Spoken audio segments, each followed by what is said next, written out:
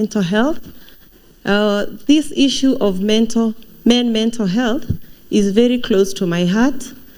It's been on the media about cases of suicides, and I happen to be a victim of the same.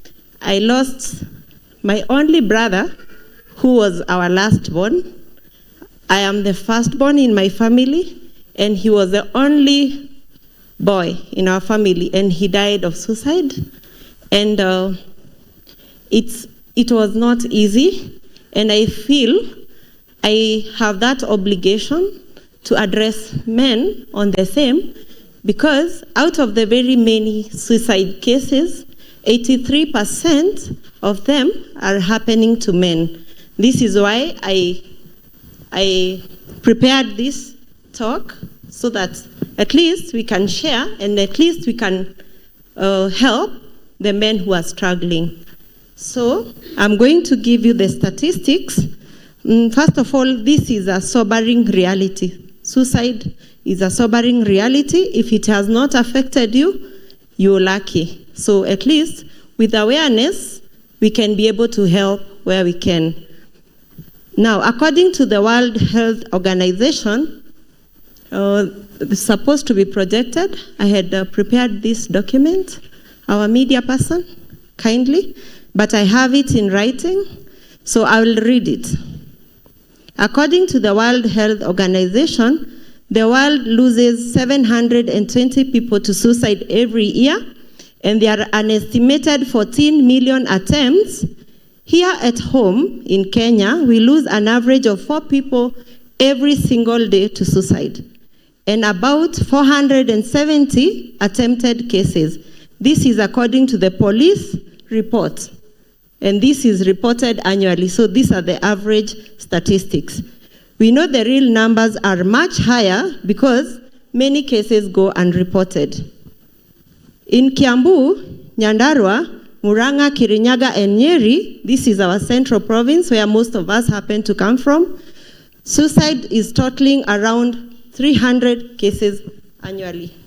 So you can see it's serious where we come from. In terms of gender, I had already said 87% of the suicide cases happen to be done by men. So, majority of those who attempt suicide, they don't have necessarily to have had mental pathology, meaning they are not sick. And those that usually we categorize sick, they are those that need medication, and in these cases, there are people like who have schizophrenia, they have major depressive disorders, bipolar, and those ones, usually we take them to psychiatrists to be diagnosed. And I must put it here that if you have a person who is struggling mentally, I would prefer that you start with psychologists, therapists, counselors. The reason why is that they will have a talk. And those are the people now who will now refer the patients to psychiatrists, because psychiatrists don't listen to stories. What they do, they medicate.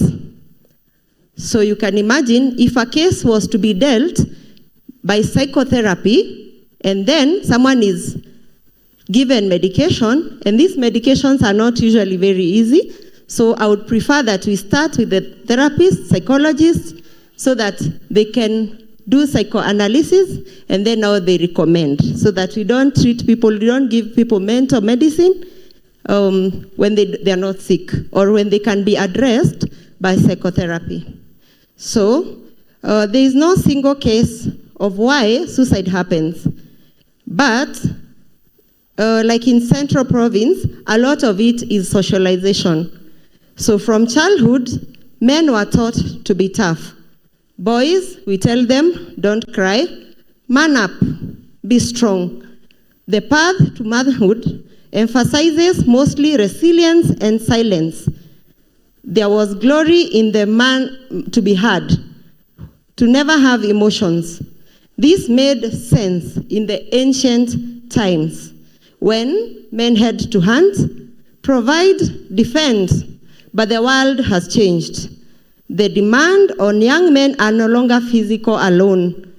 There is emotional, psychological, spiritual, and social needs. Yet the belief systems remain old. The old system remains unchanged. Solution is awareness. And this is why I am here. And we can read on social media on sources that are reliable.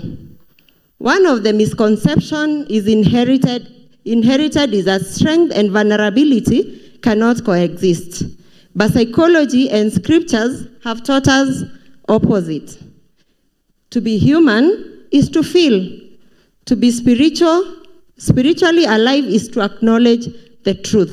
If you don't have the truth, then you're not you are not alive spiritually. You cannot heal what you refuse to acknowledge.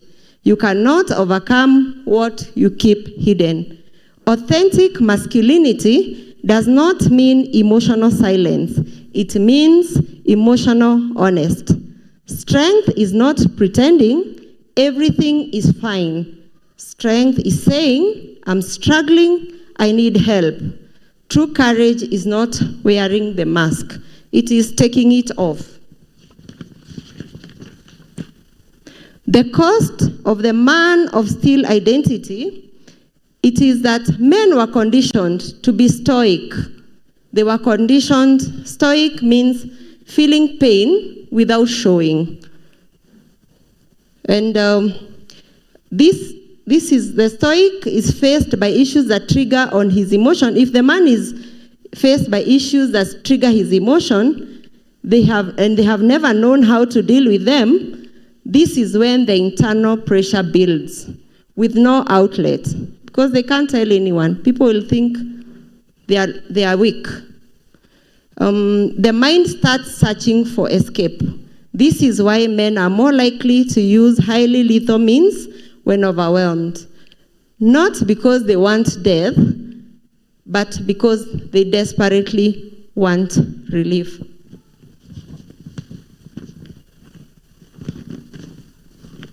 When men open up, the weight lifts. When men talk, they heal. When men are vulnerable, they become whole. Some conversation we should have should just be simply be, how are you doing? Let's just normalize checking on each other. What burdens are you carrying? How can I support you? We must normalize seeking therapy, mentorship, prayer support groups, open dialogues. We must tear down the belief that seeking help is a sign of weakness. Even Jesus, the greatest man who ever lived, he wept. He expressed anguish at the Garden of Gethsemane. He asked his friends to stay close with him during distress, and he prayed for emotional strength. If Jesus expressed vulnerability, surely men can too. In conclusion, my message is to every man here. You are not alone. Your struggles are valid. Your emotions matter. Life is seasonal.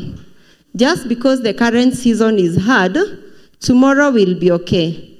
Let us be silent. Let us break the silence, Let us remove the armor. Let us build a community where men can be fully strong, vulnerable, loved, and seen. Because you cannot heal in hiding, you don't have to walk this journey alone. And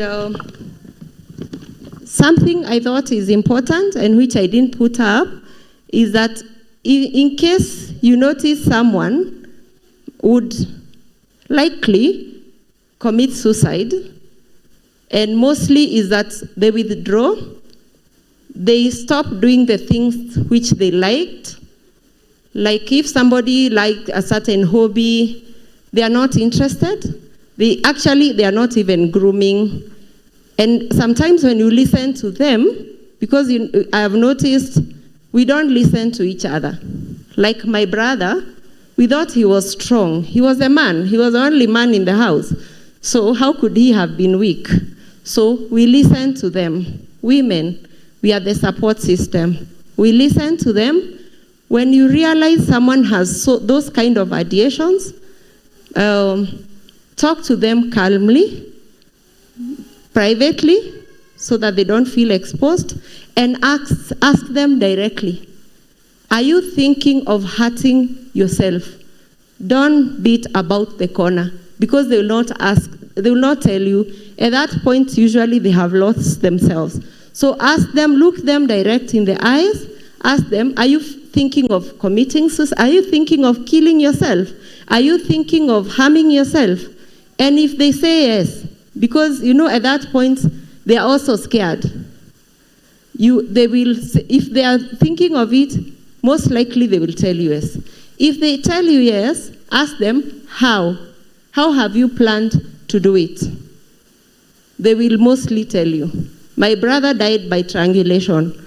So they will mostly tell you, I was thinking of, because at that point they are lost. So we ask them. Don't beat about, don't start asking them or asking too many questions. Be direct. And this way, I hope we can save lives. Thank you.